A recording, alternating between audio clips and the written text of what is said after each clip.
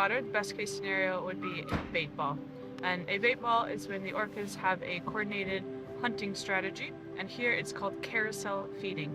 They're one of the only ecotypes that do this type of feeding and hunting. So they will start with two different phases. They'll start with the herding phase, and they'll move around in circles. Each different orca has its own role within this feeding, and they move around. They put all of the herring into one spot, and then they push them up to the surface. They can be flashing the white of the undersides of them. They can be blowing bubbles, many different things to herd them into one place and then push them up to the surface.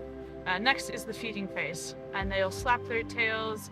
They'll eat each herring one at a time, and this can go on for 10 minutes. It can go on for 2 hours. And that, from our standpoint, for being in the water, is one of the best cases because we can be stationary with them and just totally enjoy it. It's a very unique encounter as well, because you'll notice that the whales do not really care that you are there. They are very much aware of your presence. They will even turn upside down and look at you. They're very aware that you are there, but they don't mind, which is very unique to this area, and it's incredibly special to have an apex predator, top of the food chain, feeding, and you get to be in that situation, in their world, watching it happen. So it's so unique and it's so special to this place.